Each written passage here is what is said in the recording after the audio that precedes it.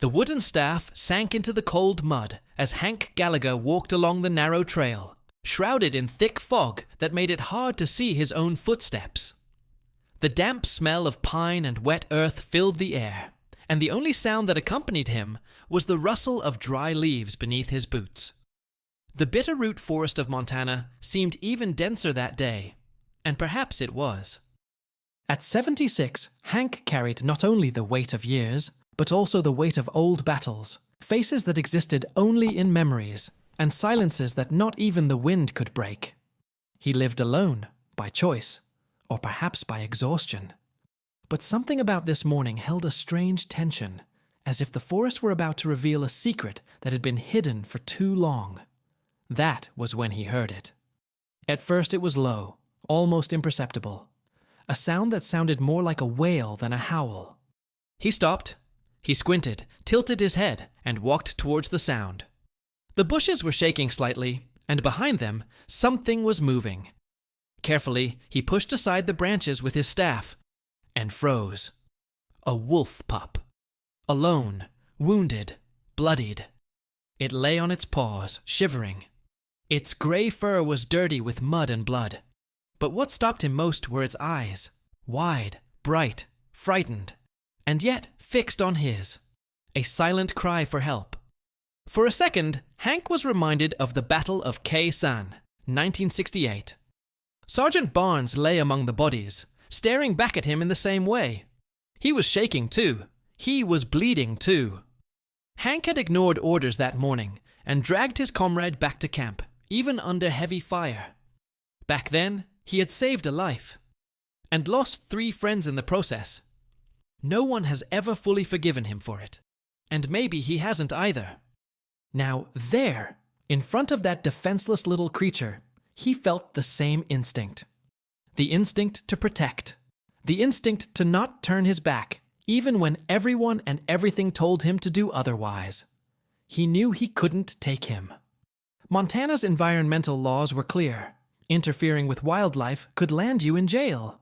And Hank's reputation in the small town was already that of a grumpy old man, difficult to deal with. One more scandal, and they might kick him out. But he pulled off his thick jacket anyway, wrapped the pup carefully around him, and held him against his chest. The wolf was warm, limp, but still breathing. Hank hurried into the forest, disappearing into the trees as if he were fleeing a crime. He knew it was crazy, that he didn't have the strength to take care of himself anymore. But what if this was his last chance to feel like he could still do the right thing? Have you ever felt like this? Like everything around you was falling apart, but something inside you said, "Not now, not yet." What Hank didn't imagine was that moment, that single gesture of compassion, would begin a connection so deep and transformative that neither time, nor pain, nor nature itself would be able to erase. Because what he carried in his arms was not just a wounded animal. It was the beginning of something no one could have foreseen. And when the first night fell over the forest, bringing rain and solitude, he still didn't know that the greatest risk lay not in others, but in what that secret bond would awaken within him. The fireplace crackled, but the heat didn't seem to reach Hank's hands, which were holding a used syringe with expired antibiotics. His eyes, half closed with exhaustion, fixed on the small body wrapped in an old military blanket, on a makeshift mattress next to the table. With each breath the puppy took, relief. With each soft moan, fear returned. The silence in the cabin was absolute, broken only by the animal's weak cough and the whistling of the wind outside. It was as if time had stopped to see if that old man was still capable of loving anything. And deep down, he himself didn't know the answer. He would stay up all night, alternating between warm compresses and grunts of encouragement. His life-hardened fingers trembled more than they should have, but he persisted. When the fever broke, Hank broke down. He cried alone, like he never let anyone see. In that isolated space in the heart of the forest, where no one had knocked on his door for years, he felt human again. But the joy was mixed with guilt, because he knew he had no right to get attached. The last time he had given himself over to a bond was when he still wore a wedding ring on his finger. Sarah died almost 20 years ago, in a hospital bed in Missoula, holding his hand tightly until her last second. After that, he never saw his children again. Bitter words were spoken. Blame was thrown around, and silence was easier than forgiveness. Now, standing next to that little wolf, Hank felt something like belonging. But he also felt afraid. Afraid that nature would take away the one thing that made this cabin feel less like a tomb and more like a shelter. The pup wasn't eating well. He could barely walk. The blood on the sheets was fresh every morning. And yet, Hank refused to give up. One day, during a heavy storm, the pup disappeared for a few hours inside his own house. Hank searched every corner, desperate, until he found him huddled under the kitchen sink, shaking. That stirred something in him. A flash of another scene. His youngest son David, 8 years old, hiding under the stairs after hearing a nasty argument between his parents. Hank never knew how to comfort him. He never had the right words. And maybe that's why, today, he tried so hard to make sure this little wolf wouldn't feel alone like his son once did. But nothing was simple. The next few days were even harder. The animal began to refuse food. A vet would never set foot on that icy trail, and Hank didn't dare take him into town. He was breaking the law, and he knew it. Living in isolation had its advantages, but it also meant facing the weight of bad decisions alone. And every choice I made seemed to carry a price higher than I could afford. Meanwhile, winter was closing in. Firewood was running out. Supplies were dwindling. Hank's body ached more than usual, and his left leg kept giving out. He barely had any strength left, but he still used his last reserves to care for this being who had never asked for anything. He was just fighting to stay alive. One morning, Hank woke to a hoarse sound, almost a groan of pain. The puppy's eyes were open, but he wasn't moving. His gaze was glassy. A cold fear ran through Hank's body. He pulled him into his arms, rocking him slowly, as if that could stop death from coming. He murmured words he hadn't said since the war. Empty promises. Silent laments. And he stayed like that until dawn. But that morning, against all odds, the cub breathed harder. He shook his head, and he gave a soft growl, almost a warning that he was still there. It was at that moment that something inside Hank broke. He laughed. He cried. He hugged the creature like he was trying to rescue a lost piece of himself.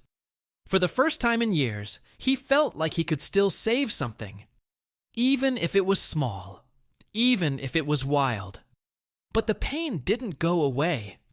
It just changed shape. With each improvement in the puppy, Hank knew that the day of separation was getting closer. That the cabin, so full of life in the last few days, would go back to being just wood, wind, and silence. And that thought was worse than any war he had ever faced. Meanwhile, in town, rumors were beginning to circulate. Someone had seen unusual footprints near the creek. A wolf? A coyote? No one knew for sure. But old Hank, who had been called weird for a long time, was now the target of even more dirty looks.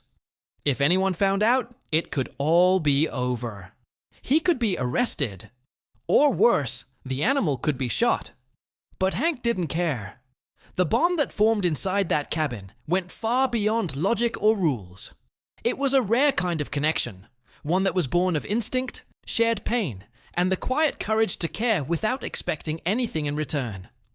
It's curious how some decisions, made in the impulse to protect someone, end up changing us forever.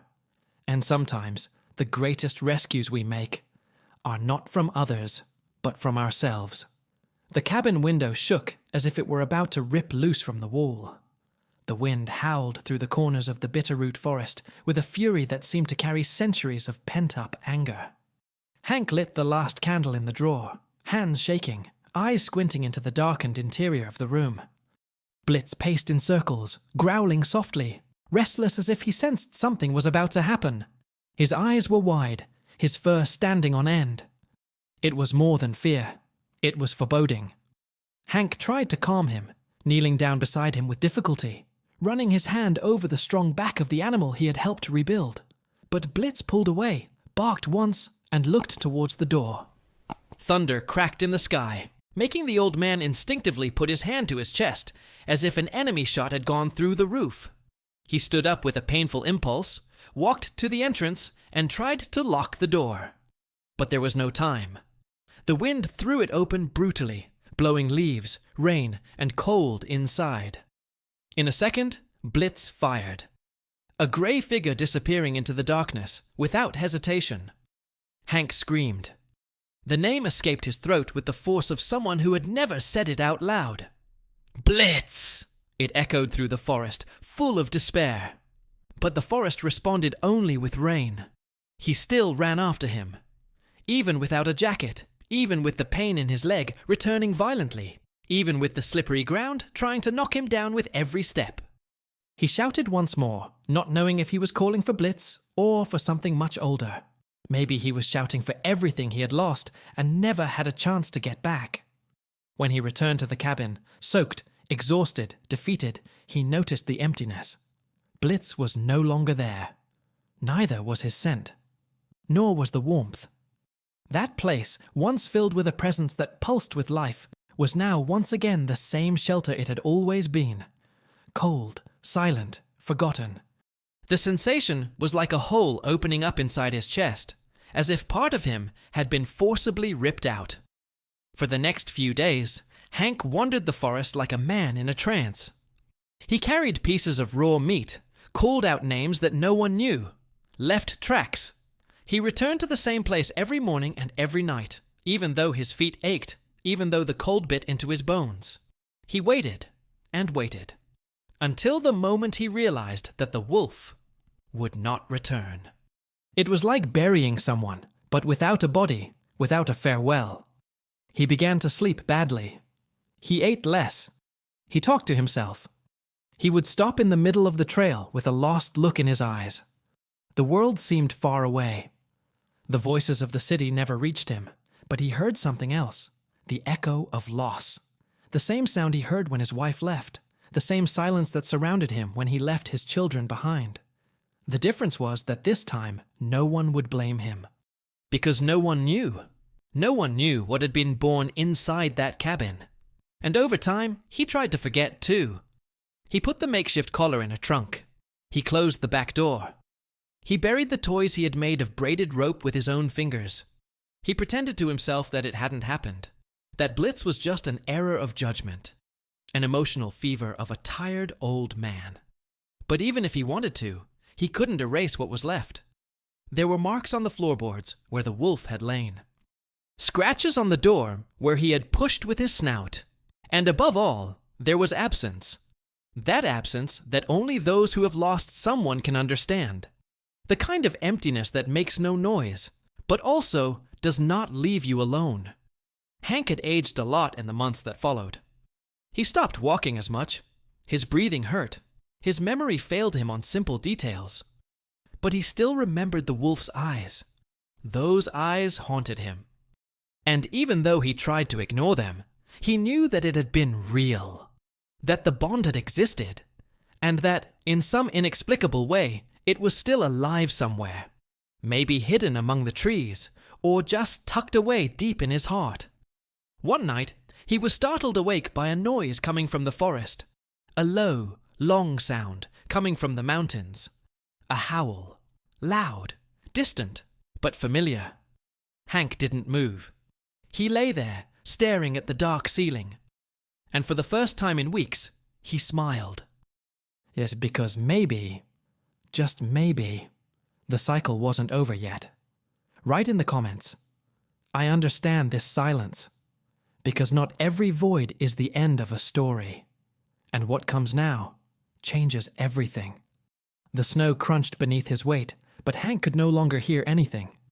His ears rang, his breath came in short, hot puffs, and the white sky above seemed to spin slowly, as if mocking his weakness. He tried to stand, but the scream that tore from his throat was drowned out by the pain that exploded in his left leg. Broken, no doubt.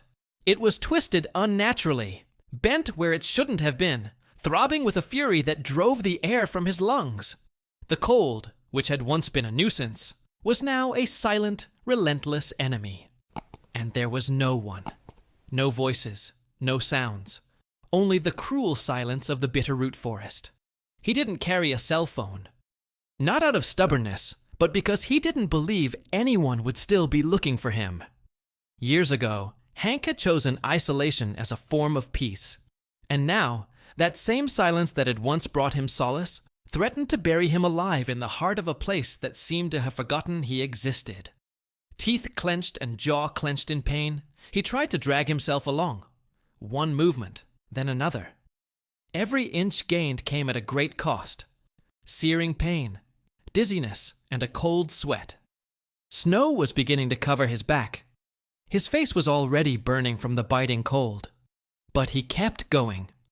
Because stopping there meant becoming part of the landscape. It meant disappearing without witnesses, like so many other forgotten veterans.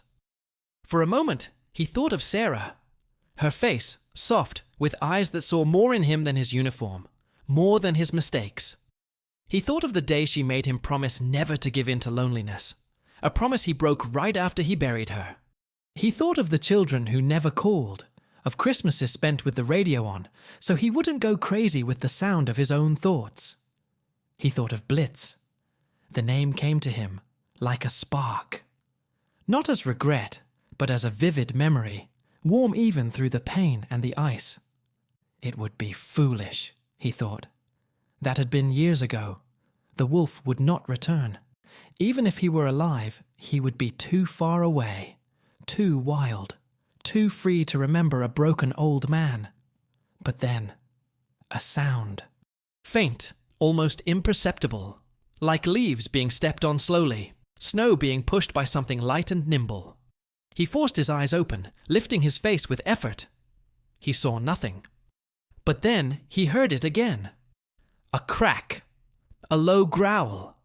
And then, through the trees, a shadow. A large grey figure with golden eyes. At first, Hank thought it was death coming. It wouldn't be the first time it had taken a familiar form. But the figure didn't move to attack. It just watched. Then it took a step. Or another. And stopped a few feet away. Hank's heart was pounding in his chest. Was he delirious? Had he finally crossed that fine line between reality and imagination that loneliness insists on blurring? But then he saw it. A scar, subtle but unmistakable, cut across the animal's left eyebrow. It was like a signature, a reminder that the past is not always forgotten, and that certain connections resist even the test of time and nature. The wolf approached cautiously. He sniffed the air. Hank didn't reach for him. He didn't speak. He just stood there, motionless, his eyes filled with a gleam that came not from pain, but from disbelief. He wanted to smile, but the muscles in his face were too frozen. So he stayed still and let the moment unfold. Blitz, or whoever the animal was, turned and disappeared into the woods for a moment. Hank thought that was the end of the illusion. But a few minutes later, he heard voices, hurried footsteps, flashlights cutting through the fog. A group of frightened hikers were following fresh footprints in the snow. One of them bent down and put a hand on Hank's shoulder. He was alive, but barely. One of the guys was saying, breathing heavily, "We were on our way back when we saw a wolf." He looked at us, then walked away. He stopped. He looked again, like he wanted us to follow. So we followed. And we found you. Hank tried to speak, but his voice wouldn't come out. His eyes searched around desperately. But there was no sign of the animal, no silhouette among the trees, no sound, just fresh footprints heading in the opposite direction. And in that instant, he knew. Blitz was back. Not by chance, not by instinct, but because he remembered. Because even after everything, even after years, he still carried that bond. Write in the comments. There is still loyalty in the world. Because the forest doesn't just hold trees. Sometimes it holds promises. And there's more to this story than anyone could imagine. The hospital room smelled of alcohol and memories Hank didn't want to relive. The white light hurt his eyes, and the continuous beeping of the heart monitor seemed to mock the fragility of a body that had already endured more than its share. He lay immobilized, his foot suspended by iron rods, and his fingers still covered in frozen dirt.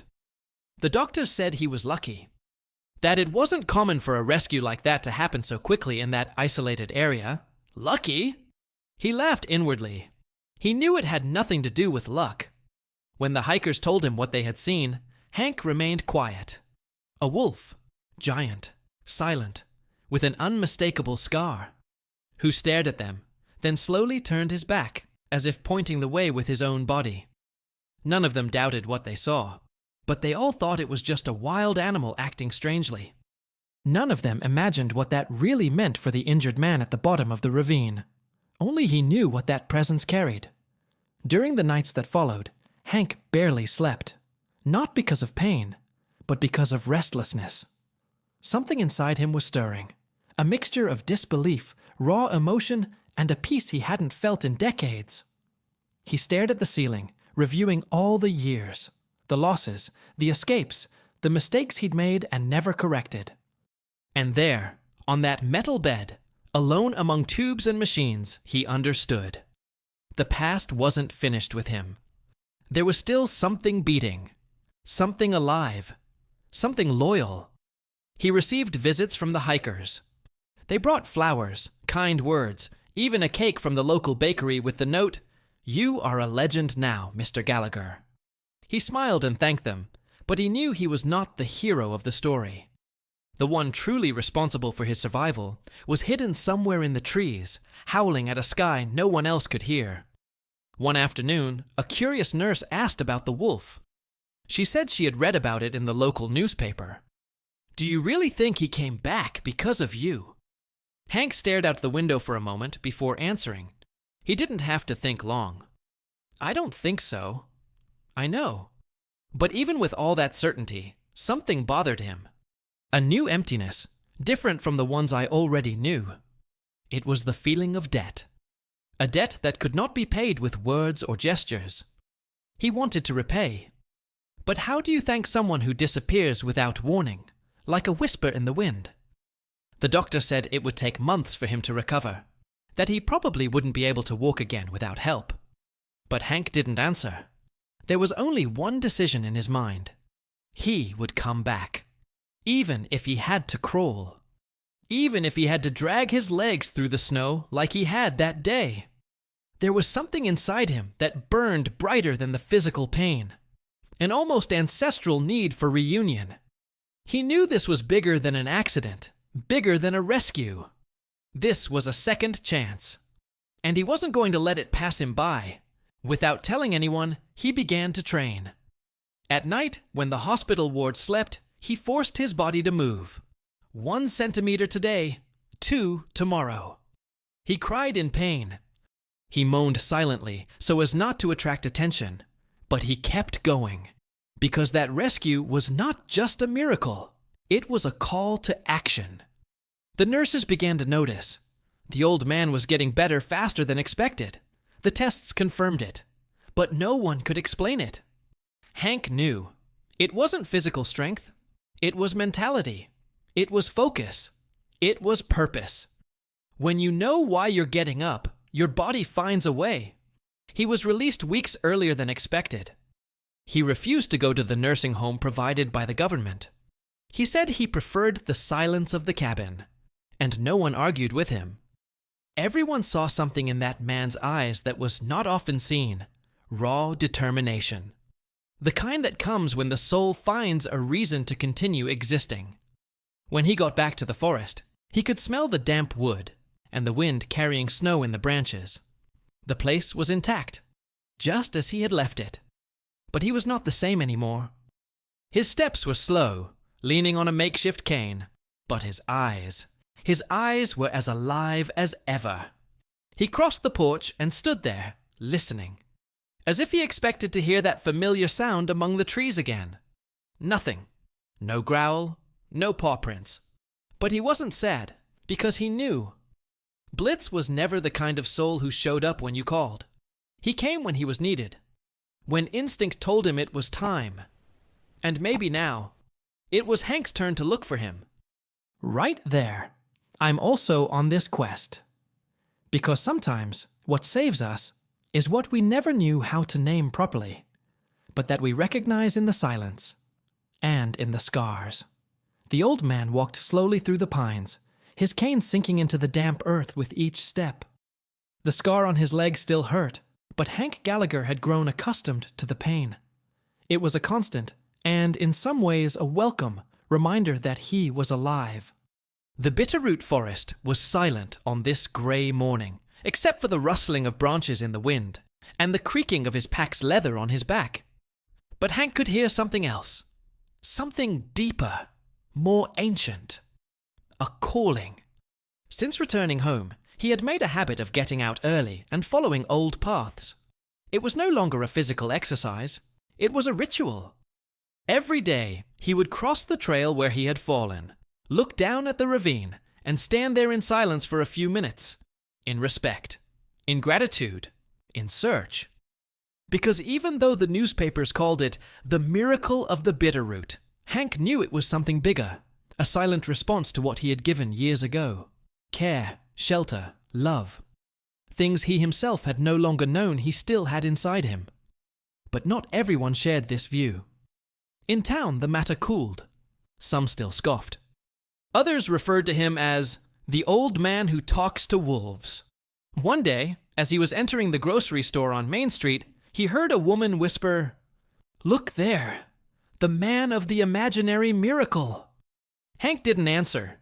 He took the flour he needed, paid for it, and left. But inside, it still hurt. Not because of pride, but because deep down, he knew that if it were someone else, they might have doubts too. People aren't prepared to deal with what they don't understand. They'd rather laugh than acknowledge that something great can happen to someone they forget. Even so, Hank didn't lose focus. He went back to writing in his old notebooks, which had been locked away since Sarah's death. He wrote letters, stories, memories, and he always left a blank page for Blitz, as if, in some way, the animal was a silent reader of that lonely diary. One night, he wrote a sentence that stuck in his mind. "The forest gave back what life tried to take from me, a meaning." This transformation was not only spiritual. Something had changed in his posture. His eyes, previously dull, now had a serene firmness, a kind of peace that is hard to explain. As if he had seen behind the scenes of existence and understood that there are forces in motion that do not ask permission to act. They simply follow their course. And this was reflected even in small things. At the town post office, he started talking to a young clerk named Claire. She was captivated by the story of the wolf and began visiting him at the cabin a few times, not for interviews or cheap curiosity, but to listen. Just to listen. She said she felt calmer there, more connected, and Hank, who had never been much of a talker, began to share more than he expected. He told her about the war, about Sarah, about the children who never came back, and about the wolf. That wolf who brought him back to life when he had already said goodbye to everything inside. At one of these meetings, Claire picked up an old tape recorder and said she wanted to save his voice, not to publish it, just so she wouldn't forget. "There are things that only survive if they are told," she said. Hank nodded, and in a hoarse voice, he spoke the sentence that summed it all up. Sometimes salvation comes with 4 paws and a scar on the face. That stuck with her. And weeks later, it appeared on a local radio report with her permission. The town heard it. And something changed. For the first time, instead of mockery, there were letters. Messages from people saying they had come to believe, that they had heard it at just the right time, that they, too, needed to remember that the improbable can happen. An Oregon woman wrote that she lost her husband in a fire, and shortly afterward, an owl began perching in the same tree where he used to sit. An Illinois boy said his dog, who had been missing for 3 years, appeared on his doorstep the day he thought he would give up on life. And so, Dozens of stories have come to light, connecting strangers through an invisible thread of faith and inexplicable coincidences. But Hank wasn't looking for fame. He didn't want to be a symbol of anything. He just wanted to go back one last time to the exact spot where it all began. To the place where he heard that first moan in the bushes. Where Blitz had appeared injured and forced him to make a choice that would change everything. You prepared for days. You packed a small wooden box, put in it the collar made of torn cloth, a handwritten letter, and a strip of the hospital sheet. You tied it with string. And you left. The trail was narrower than he remembered. His body ached more. Time seemed slower. But his mind was clear. And when he reached the exact spot, he knelt down with difficulty, took the box out of his backpack, and buried it there, at the foot of an ancient pine tree. He said nothing. He just stood there, his head bowed, as if praying without words.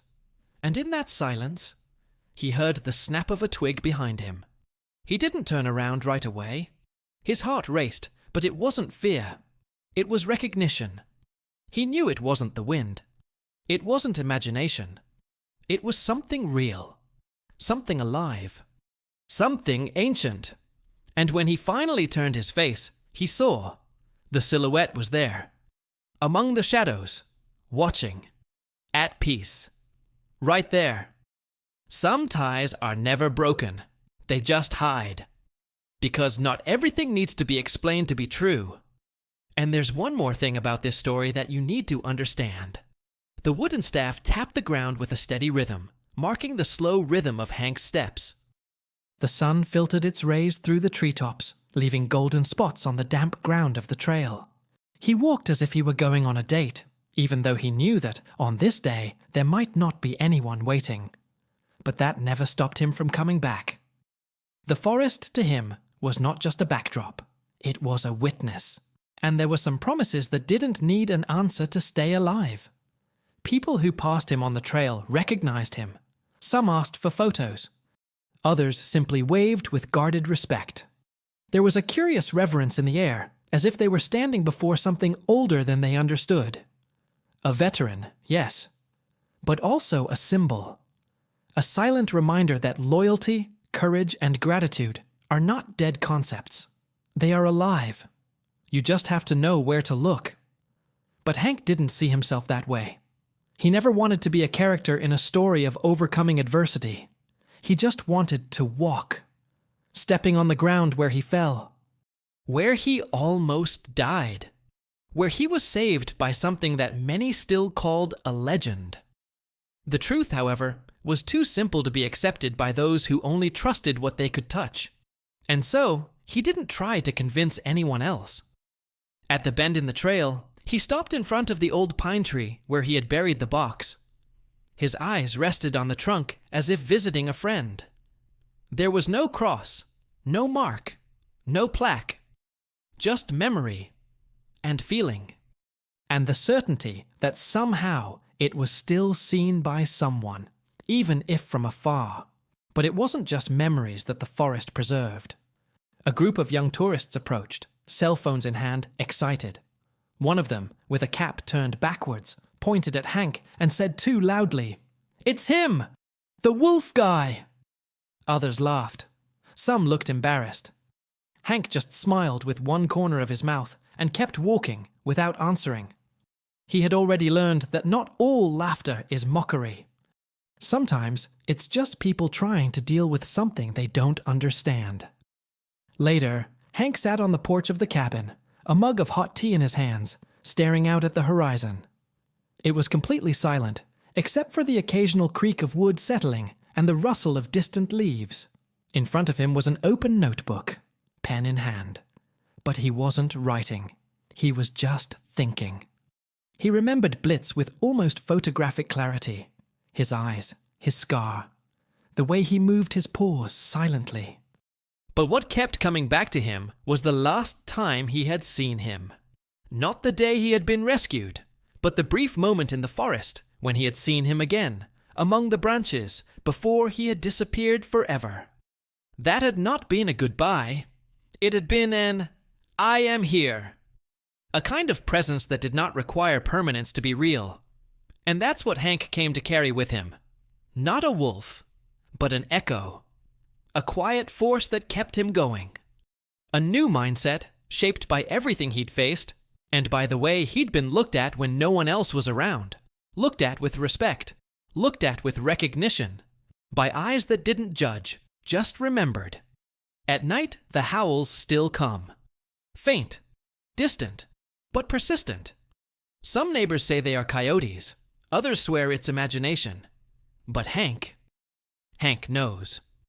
He stands up, cautiously descends the steps, and walks to the edge of the clearing, where the trail disappears between the pine trees. There he stops, takes a deep breath, and closes his eyes. He doesn't need to see or touch. He feels, because there are things that never really leave. They just hide in time, waiting for the right time to reappear. Sometimes not as a body, but as an impulse, as courage, as a memory that pushes you forward when everything seems to ask you to give up. And it was there, standing, with the moon rising behind the trees, that Hank muttered the only sentence that made sense at that moment. We are still connected. Comment there. There are stories that never end. Because this one still pulses. If you've made it this far, it's because some part of this story spoke to you in a special way. Maybe it was Hank's silent pain, the unlikely connection with Blitz, or just this feeling that some things, even the hardest ones, still have meaning when looked at with an open heart. If this message really reached you, if it left something inside you different from what it was when you started, subscribe to the channel. There is always room here for those who feel the world a little deeper. And leave a comment. I felt that silence too. It's just a sentence. But it says a lot to anyone who has experienced something similar. Oh, if this video touched you in any way, please leave a like. It's a simple way to show that stories like this still matter. There's a video here that continues in the same vein, with another story that might remind you of who you are. Click and come with me there.